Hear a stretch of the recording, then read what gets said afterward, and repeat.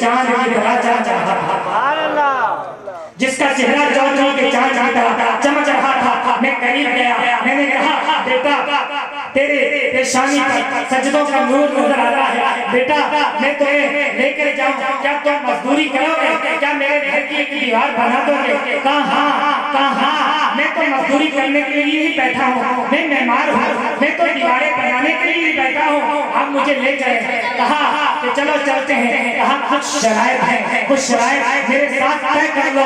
کہا عجیب مزدور ہے، لوگ طے کرتے ہیں مزدوروں کے ساتھ شرائطیں، اور یہ مزدور ہو گئے میرے ساتھ شرائط طے کرنا چاہتا ہے۔ ابن جوزی کہتے ہیں بولو بیٹا کون سی شرائط ہے؟ کہا پہلی میری شرط یہ ہے کہ جب نماز کا وقت ہوگا تو میں نماز ادا کروں گا، جب نماز کا وقت ہوگا تو میں نماز ادا کروں گا۔ کہا ہاں بیٹا یہ شرط مجھے منظور ہے، آپ بالکل نماز ادا کیجئے گا۔ کہا دوسری شرط یہ ہے، دوسری شرط یہ ہے، دوسری شرط یہ ہے کہ 3 دینار میں تم سے وصول کروں گا، 3 دینار سے نہ کم لوں گا نہ زیادہ لوں گا۔ کہا یہ شرط منظور ہے۔ کہا تیسری شرط یہ ہے کہ میری ذات کے متعلق تم نے کوئی سوال نہیں کرنا، میری ذات کے متعلق تم نے کوئی سوال نہیں کرنا۔ کہا یہ شرط منظور ہے۔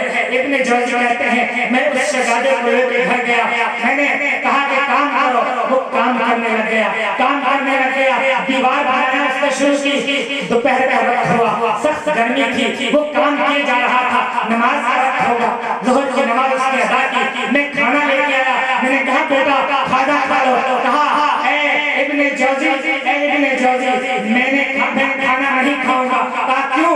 اس لیے کہ میں نے روزہ رکھا ہوا ہے، کہا کیسا شہزادہ ہے یہ، کیسا مزدور ہے یہ، کیسا معمار ہے کہ روزہ رکھ کے کام کر رہا ہے۔ کہا ٹھیک ہے، اچھی بات ہے۔ وہ کام کرنے میں مصروف ہو گیا۔ جب رات ہوئی کام اختتام تک پہنچا، اب کچھ کام باقی رہتا تھا۔ کہا آپ مجھے چھٹی دے دیجیے۔ کہا کہ اے شہزادے، اے نوجوان، مجھے یہ بتاؤ کہ تم ہو کون؟ کہا کہ میں نے یہ پہلے شخص نے طے کیا تھا کہ میری ذات کے متعلق تو نے سوال نہیں کرنا، میری ذات کے متعلق تو نے پوچھنا نہیں کہ چل بولیا چلو اتھے چلیے، جتھے سارے اننے نہ کوئی ساڑی ذات پچھانے نہ کوئی سادی مننے۔ کہا ذات کے متعلق میں نے کہا تھا تو نے نہیں پوچھنا، اب نہ پوچھو اپنے بزرگ کو، میری ذات نہ پوچھو کہ میں کون ہوں، چھوڑ دو اس بات کو۔ کہا یہ لو 4 دینار لے لو، 4 دینار لے لو۔ کہا میں نے یہ بھی طے کیا تھا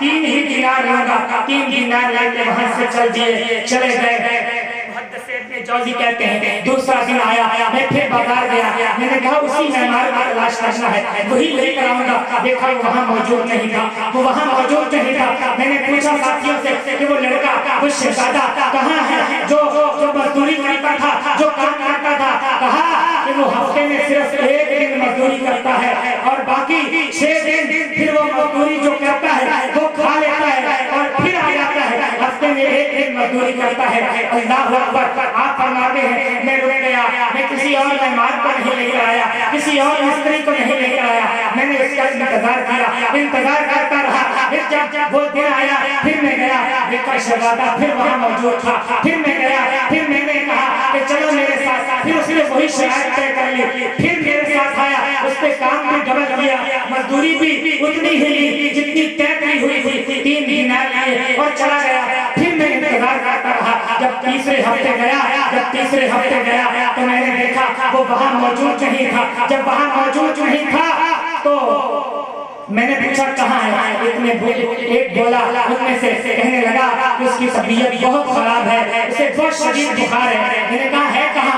کہا بغداد کے قریب ایک قبرستان ہے، اس قبرستان میں ایک جھوپڑی بنائی ہوئی ہے، اس جھوپڑی کے اندر وہ روتا ہوا رہتا ہے، وہیں پر سوتا ہے، وہیں پر کھاتا پیتا ہے اور وہیں پر رہتا ہے۔ ابن جوزی کہتے ہیں مجھے وہاں چھوڑ کر آ جاؤ۔ ایک شخص ساتھ گیا، ابن جوزی کو وہاں چھوڑ کر آ گیا۔ حضرت ابن جوزی وہاں اس کی کلیا میں، اس کی جھوپڑی میں اندر داخل ہوئے۔ جب داخل ہوئے دیکھا وہ نوجوان وہ شہزادہ اینٹ کا سراہنا بنائے سو رہا تھا، اینٹ کا سراہنا بنائے سو رہا تھا۔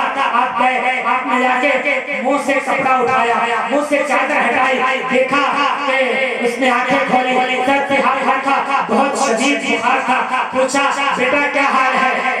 جواب دیا اے ابن جوزی میرا حال بہت خراب ہے، اب ان قریب دنیا سے جانے والا ہوں، لیکن ایک وصیت کرتا ہوں، وہ وصیت یہ ہے یہ لو میرے پاس 3 دینار ہے، ان 3 دیناروں کا تو میرے لیے کفن لے لینا، اور یہ میرے پاس انگوٹھی ہے یہ انگوٹھی لے لینا، اور خلیفہ ہارون رشید کو دے دینا، اور کہنا ایک مسافر تھا وہ تیری امانت تجھے لوٹا کے چلا گیا ہے، بس اتنا کہہ دینا، کہنا وہ دنیا سے چلا گیا ہے یہ امانت اس کو دے دینا، بس میری تجہیز و تکفین کر دینا، کہا تیری وصیتوں پر عمل ہو جائے گا۔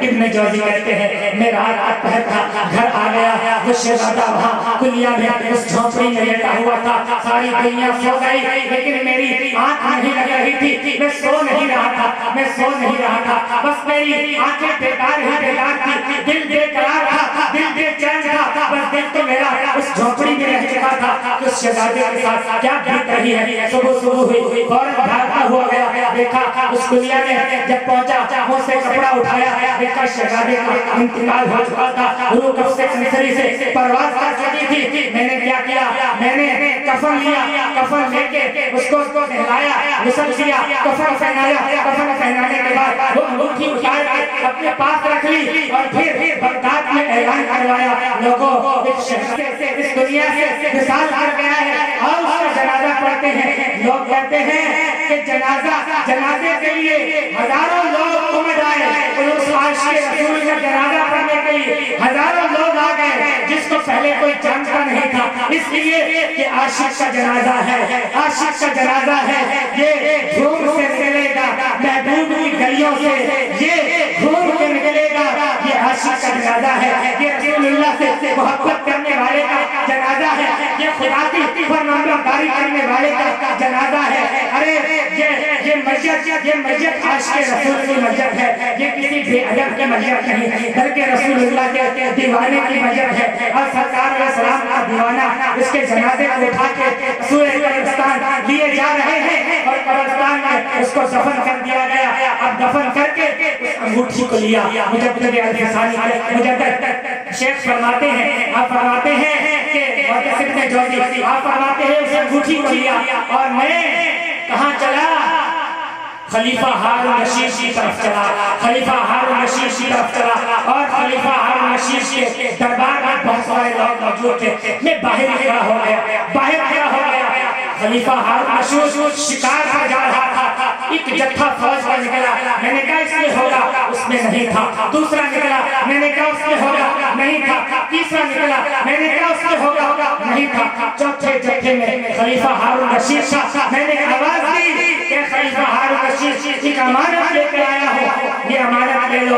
خلیفہ ہارون رشید کا رخ میری جانب ہوا، جب میرے پاس آیا میں نے وہ انگوٹھی نکال کر دی، خلیفہ ہارون رشید بلک کر رونے لگا، زارو قرار رونے لگا، کہنے لگا اے ابن جوزی یہ بتا کہ اس انگوٹھی والا کہاں ہے، جس نے انگوٹھی پہنی ہوئی تھی وہ کہاں ہے؟ کہا اس کو تو ہم قبرستان منتقل کر کے آ گئے ہیں، اس کا تو وصال ہو گیا ہے۔ خلیفہ بلک رو رہا ہے اور کہہ رہا ہے ابن جوزی مجھے قبرستان میں چلو، قبرستان میں قبر کے ساتھ لپٹ گیا اور زارو قرار رو رہا ہے، اور ابن جوزی کہتے ہیں خلیفہ بتا تو صحیح اس مرنے والے کا تمہارے ساتھ کیا رشتہ تھا؟ کہنے لگا یہ میرا بیٹا تھا، یہ میرا فرزند تھا، یہ میرا صاحبزادہ تھا۔ ارے تو خلیفہ ہے اور یہ فقیر تھا۔ کہا کہ سلام ان پر کہ جس نے بادشاہی نے فقیری کی، ان پر سلام ہے کہ جنہوں نے بادشاہی میں فقیری کی، جنہوں نے بادشاہی میں فقیری کی، ان پر کروڑ سلام ہو۔ تو یہ جو بزرگ ہوتے ہیں نا یہ درختوں کے پتے کھا کے اس قدر ریاضتیں کرتے ہیں، تو میاں میر رحمت اللہ تعالیٰ علیہ آپ اس قدر اعلیٰ بزرگ ہیں، آپ کے بارے میں آتا ہے یہ لکھنے والا کون ہے؟ آپ کی ہسٹری کو لکھنے والا دارا شکو، یہ دارا شکو کون ہے؟ شاہ جہاں گیر، شاہ جہان کا بیٹا ہے دارا شکو، یہ دو بھائی تھے، دارا شکو اور ایک اورنگزیب، یہ دو بھائی تھے، اس کے شاہ جہاں کے بیٹے تھے دارا شکو۔ یہ اس کے دارا، اس میں سکینۃ الاولیاء کتاب میں یہ سارے واقعات لکھے ہیں اور اس میں احسن طریقے سے لکھا ہے، اور یہ بہت مخلص شخص تھا اور اللہ والوں کو چاہنے والا شخص تھا، اللہ والوں سے پیار کرنے والا شخص تھا۔ اور میاں میر بالا پیر رحمت اللہ تعالیٰ علیہ دارا شکو کے دادا پیر تھے، یعنی پیر کے پیر تھے، مرشد کے مرشد تھے، دادا پیر تھے۔ وہ لکھتے ہیں کہ میاں میر رحمت اللہ تعالیٰ علیہ 10 سال کی عمر آپ نے کہاں گزاری؟ مرشد کی بارگاہ میں، درختوں کے پتے کھائے، اس قدر ریاضتیں کی، جنگلوں کے پانی پیے، یہ ریاضتیں کی، اور اس قدر ریاضتیں کرنے کے بعد پھر 10 سال کا عرصہ گزارنے کے بعد پھر لاہور والدہ سے اجازت لے کے لاہور کی طرف رخ کیا اور لاہور میں پہنچے۔ لاہور میں جا کے علامہ سعد رحمۃ اللہ علیہ، یہ اس وقت کے علم باطنی جاننے والے، علم ظاہر جاننے والے بہت بڑے عالم تھے، ان کے پاس جو ہے جا کے علم دین سیکھا، اور علامہ نعمت اللہ رحمۃ اللہ تعالیٰ علیہ ان کے پاس علم دین سیکھا، ان کے پاس علم دین سیکھ لیا۔ پھر آپ نے مجدد الفسانی کے مزار کی طرف رخ کیا، مجدد الفسانی کے مزار پر آپ نے وہاں جا کر 1 سال کا عرصہ گزارا، 1 سال کا عرصہ وہاں گزارا۔ اس دوران آپ کے بیٹے، آپ کے ایک مرید تھے جن کا نام تھا حاجی نعمت اللہ، حاجی نعمت اللہ رحمۃ اللہ علیہ، وہ 1 سال آپ کی خدمت کرتے رہے۔ 1 سال کے بعد آپ لاہور پہنچے، لاہور میں آ کر آپ نے دین کی خدمت سر انجام دی، اور پھر دین کی خدمت کس قدر سر انجام دی، آپ اپنی بڑی شخصیت کو سنو۔ آپ اس وقت کا جو بادشاہ تھا، شاہ جہاں بادشاہ، وہ آپ کے دربار میں آیا۔ آپ اس قدر غیرت مند فقیر تھے، اس قدر غیرت مند اللہ کے ولی تھے۔ آپ کے دربار میں جب شاہ جہاں آیا نا، آپ نے فرمایا اپنے ایک دربان سے جاؤ اور دروازے پر کھڑے ہو جاؤ اور اس شاہ جہاں کو آنے نہیں دیں، اس کو میرے دربار میں میرے گھر پہ آنے نہیں دینا، اور خود چھت پر چڑھ جائے۔ جو اللہ والے ہوتے ہیں وہ دنیا سے دور بھاگتے، خود چھت سے چڑھ گئے، خود چھت سے چڑھ گئے۔ یہ شاہ جہاں بادشاہ آیا دروازے پر آیا کہ دربان کھڑا تھا، دربان میں روک لیا، کہا بادشاہ منع ہے، حضرت نے منع فرمایا ہے، تجھے اندر نہیں آنے دے گا۔ تو بادشاہ نے جب دیکھا اوپر کی جانب، دیکھا کہ شیخ صاحب کھڑے ہیں، آپ نے بادشاہ نے وہاں سے آواز لگائی کہ درے درویشہ دربان نہ پایا، فارسی میں کہا کہ درے درویشہ دربان نہ پایا، کہ درویشوں کے دروں پر دربان نہیں ہوا کرتے، درویشوں کے دروں پر یہ چوکیدار نہیں ہوا کرتے۔ آپ نے اوپر سے آواز لگائی، آپ نے فرمایا بباید تاکہ سگے دنیا نہ آیت، ارے دربار اس لیے ہم رکھتے ہیں کہ کوئی دنیا یا کتا ہمارے پاس نہ آئے۔